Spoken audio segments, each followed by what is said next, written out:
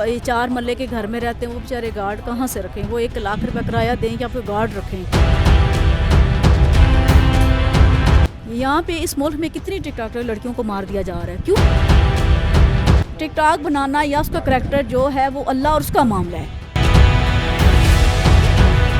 जब अच्छी बच्ची थी, इस्लाम करने वाली थी, तो मैं आते जाते 1-2 दफ़ा मेरी उससे दुआ सलाम हुई है, लेकिन इस सेक्टर के अच्छे लोग हैं। बट आप 14 करोड़ आवाम का ले लें इंटरव्यू, मुझे बताएं यहाँ पे किसको इंसाफ मिल रहा है?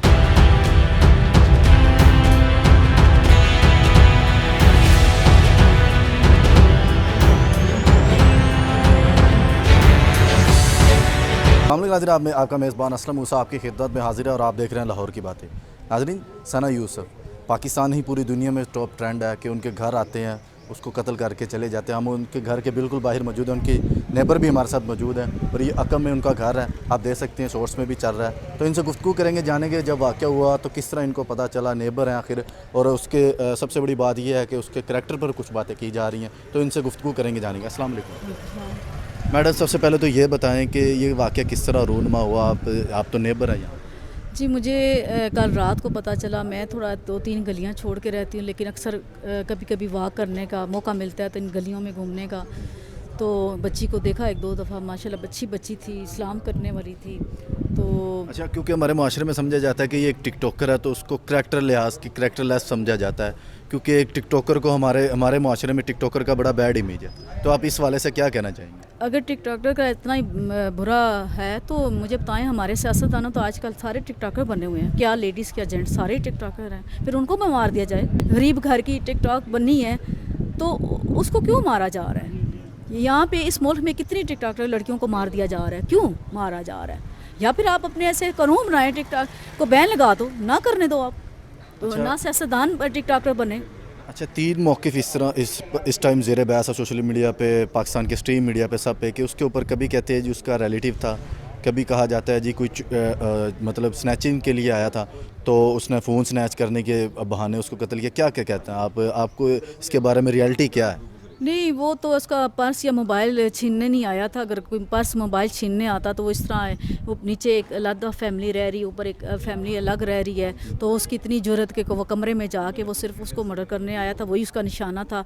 ये वल्लाह आलम उसका कज़न था या कौन था हमें नहीं पता, लेकिन उसका फ़ोन भी ले गए, तकरीबन 6 लाख की मलकियत बताया जा रहा है। देखिए, फ़ोन तो अक्सर वो इसलिए लेके चला गया होगा, क्या पता उसमें कोई राज हो या उसको जो भी मिला वो लेके चला गया है, मोबाइल लेके चला गए तो। लेकिन ये सोचे समझे या कोई ऐसे दुश्मनी भी हो सकती है अभी, क्योंकि ये जो फैमिली है वो भी अपने अबाई घर जा चुकी है जनाजा लेके। ये भी एक सवालिया निशान है कि फैमिली उनकी ना स्क्रीन पर आना चाह रही है, ना किसी किस्म की गुफ्तगू करना चाह रही है। देखिए, अभी तो वो गम में है ना, तो एक बेटी का भी जनाजा उन्होंने दफनाना है, उसके बाद वो आएंगी, तो उनको पता है वो अगर आ भी जाती हैं तो हमारा मीडिया, हमारी पुलिस, हमारी अदालतें क्या उनको इंसाफ दे देंगी? क्या आप मुतमईन नहीं है हमारी जो अदालतें?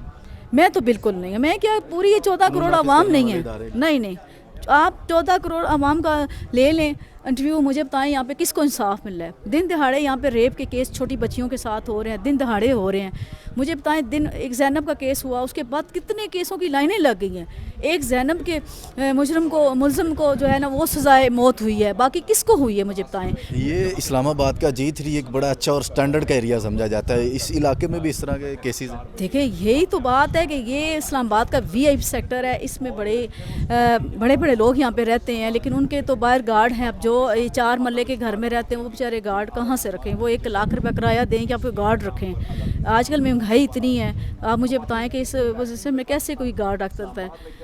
तो यहाँ पे ये तो तहफ़्फ़ुज़ देना तो हमारी हुकूमत की ज़िम्मेदारी है, हमारी नहीं है, क्योंकि हम उनको टैक्स दे रहे हैं ना। अच्छा, आपकी सना से कभी बात हुई है? जी, मेरी उससे बात नहीं हुई, क्योंकि मैं 5-6 गलियां छोड़ के रहती हूँ, लेकिन मैं आते जाते 1-2 दफ़ा मेरी उससे दुआ सलाम हुई है।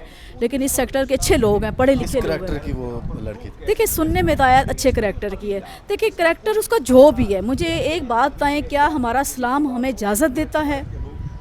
देखिए, वो टिकटॉक बनाना या उसका करैक्टर जो है वो अल्लाह और उसका मामला है, वो हमारा मामला नहीं है। अच्छा मैडम, आप एंड पे क्या हमारी जो ख़वातीन हैं और हमारे जो इदारे हैं, कानून नाफिज करने वाले इदारे, और हमारे आवाम को क्या मैसेज देना चाहिए? میں تو پوری عوام کی طرف سے آپ کو یہ بات بتا دوں، یہ چند دن میڈیا بھی شور کرے گا، چند دن حکومت بھی کرے گی، لیکن ابھی تک میرے خیال ہے حکومت کا کوئی بندہ یہاں آ کے کھڑا ہو کے کسی نے اس کے حق میں ایک جملہ نہیں کہا۔ مجھے بتائیں کیا ہوگا؟ کیس چلا جائے گا، کیس چلے گا۔ اب میں ایف آئی آر دیکھ رہی تھی، وہ اتنی مضبوط ایف آئی آر نہیں ہے۔ کیوں کہ دیکھیں جو عام عوام ہوتی ہے اس کو پتہ ہی نہیں ہوتا کہ میں نے ایف آئی آر درج کیسے کر رہی ہے۔ سب سے پہلے بات ہے، کیونکہ میں خود وکیل ہوں، مجھے پتہ ہے کہ ایف آئی آر کیسے درج ہوتی ہے۔